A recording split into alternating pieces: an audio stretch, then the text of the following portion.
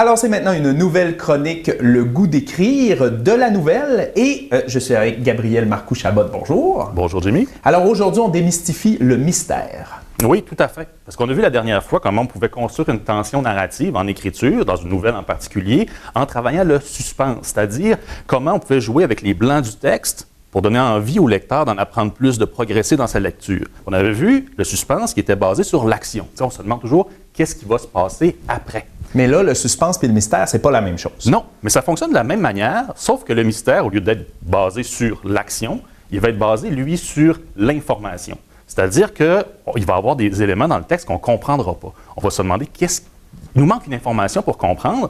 Puis la seule façon d'avancer dans ce temps-là, de le savoir, ça va être en continuant la lecture, en poursuivant notre lecture. C'est de cette façon-là que ça crée une tension narrative. Il y a beaucoup de séries télé dans les 10 dernières années qui ont pris le pan du mystère, donc de mettre des personnages ou de mettre des choses complètement incompréhensibles. Puis là, au prochain épisode, on le découvrira, qu'est-ce qui se passe. Au prochain épisode, dans la prochaine saison, ou finalement jamais, quand la saison, la série se finit en queue de poisson parce qu'on a trop construit sur le mystère, justement. Mais oui, c'est exactement ça.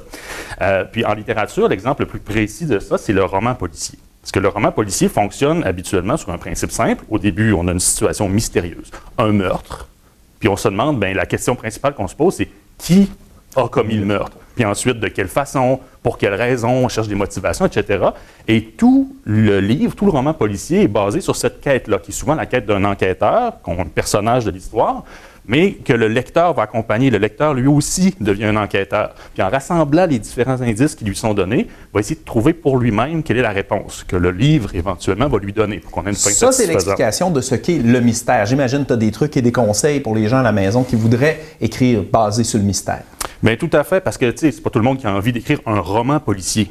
Ça, c'est, disons, l'effet maximum, un peu comme le thriller pour le suspense. Bien, le roman policier, c'est vraiment ce qui nous rapproche le plus de l'essence d'une tension narrative basée sur le mystère. Mais il y a moyen de faire ça à plus petite échelle, à l'échelle de courtes scènes, à l'échelle de plus petits éléments dans le texte. Par exemple, il y a une silhouette qui a l'air d'observer le héros. Bon, on se demande, mais qui c'est? C'est quoi ses intentions? Pourquoi il est là?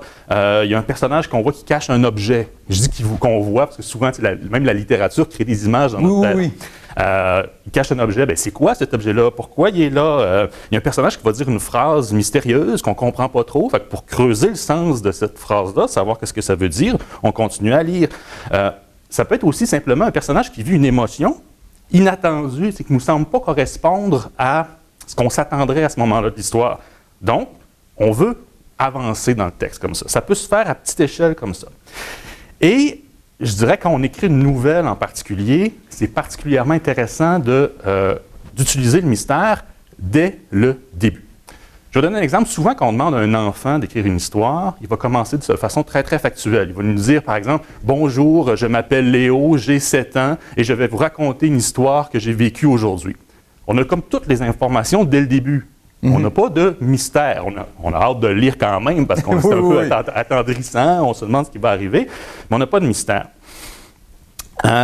Tandis que ce que je vous conseille de faire quand vous écrivez une nouvelle, c'est de commencer tout de suite dans l'action. Sans explication, on commence tout de suite avec une scène d'action, des paroles, des gestes, peu importe. Parce que là, dès le début, on va créer du mystère, parce que si on ne nous fournit pas d'informations, puis qu'il y a déjà une scène d'action, on va se demander, qui sont ces personnages, qu'est-ce qu'ils veulent au juste, où ils s'en vont avec tout ça. Puis en plus, vu qu'on est dans l'action, on se demande tout de suite, qu'est-ce qui vient après? Donc, il y a vraiment une possibilité efficace de mélanger le suspense et le mystère pour créer une tension narrative vraiment efficace. Puis, ce qui est fantastique avec l'écriture d'une nouvelle, c'est qu'après ça, vous pouvez faire progresser tranquillement les informations que vous donnez au lecteur. Tranquillement, vous faites progresser l'action.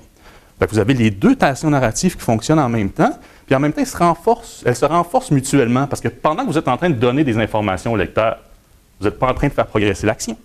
Puis pendant que vous faites progresser l'action, vous n'êtes pas en train de lui donner des informations. Et donc, les deux créent cette espèce de vide qui donne le goût de continuer d'écrire, de combler les vides, de rassembler les morceaux de casse-tête. Exactement. Puis, moi, un exercice que je propose souvent à ceux qui veulent mettre en pratique ça, mettons, avant d'écrire son vrai texte, si on veut juste mettre en pratique tout ça, c'est de partir d'une prémisse quelconque, d'une première phrase qu'on s'invente, d'essayer de faire progresser l'histoire comme ça en alternant, en faisant vraiment un paragraphe d'information suivi d'un paragraphe d'action, suivi d'un paragraphe d'action, suivi d'un paragraphe d'information. Fait que si on se force de façon très mécanique à faire ce type de récit-là, on va intégrer cette dynamique d'alternance entre mystère et suspense qui va nous rendre très efficaces après quand on va avoir à écrire notre propre nouvelle, le texte qu'on a envie d'écrire, disons.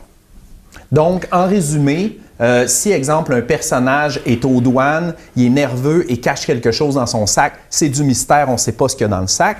Mais s'il est nerveux, il ne sait pas comment il va passer l'artefact volé aux douanes, là, ça devient du suspense. Exactement. Parce que c'est l'action. Tout à fait, tout à fait. Puis, dans l'écriture de nouvelles, ça nous aide aussi à préparer ce qu'on appelle la chute. Parce que souvent, une nouvelle, traditionnellement, ça se termine par une chute, c'est-à-dire par une fin surprenante et inattendue. On n'est pas obligé de terminer une nouvelle par une chute. Là, aujourd'hui, on peut se permettre d'écrire des histoires qui reposent sur autre chose. Mais si on décide d'avoir une chute, si on a bien travaillé suspense et mystère, c'est que ça nous laisse le champ libre pour une chute qui peut aller dans n'importe quelle des deux directions ou même qui peut combiner les deux effets, finalement. Je dirais, pour boucler tout ça, oui, pour terminer, il y a peut-être certains dangers à éviter quand on travaille sur une tension narrative basée mystère, suspense, basée sur le mystère en particulier. Dans le fond, il faut... un des dangers, c'est de ne pas donner assez d'informations. Tu sais, la fin arrive de façon surprenante, mais on n'avait rien vraiment pour nous y préparer. C'est quelque chose de décevant parce qu'on n'aurait pas pu la déduire par soi-même. Puis pour le lecteur, c'est décevant. Il y a l'autre danger aussi, c'est de donner tellement d'informations, donner des informations contradictoires. Ce qui fait que quand on a la révélation finale comme lecteur, bien là, on repense aux informations du texte et on se dit « Ouais, mais ça marche pas tant que ça, finalement. » C'est ça, parce que là, il décrivait qu'il était caché dans son sac, mais au final, l'objet est vraiment comme trop gros, puis là, ça devient... une fois qu'on révèle l'objet ou peu importe. Donc, ça peut être efficace sur le plan des effets au cours du texte, mais la fin devient décevante. Et finalement, ben, l'autre danger, c'est de laisser en suspens trop de questions. Et c'est ça que les séries qui fonctionnent beaucoup sur le suspense font, c'est qu'ils se terminent après plein de saisons, puis il nous reste tellement de questions irrésolues que c'est un peu Et là, décevant. c'est le piège de la nouvelle. Une nouvelle, c'est souvent une histoire très courte. Donc, d'ici la fin de l'histoire, il faudra avoir répondu à toutes nos questions. Bien, merci beaucoup, Gabriel Marcoux-Chabot. Je pense que ça comble le reste. Un dernier petit résumé pour terminer la chronique? Bien, comme je disais, comme tu viens de dire, on peut terminer en répondant à toutes les questions que le lecteur se pose, mais il y a possibilité aussi, pour une petite touche finale, après notre dénouement, d'ajouter une pointe de mystère ou de suspense pour la fin de la fin, le petit épilogue qui nous invite à nous poser encore des questions. Et à laisser le lecteur peut-être créer ses propres réponses. Tout à fait. Bien, merci beaucoup. Merci, Toujours Jimmy. très intéressant.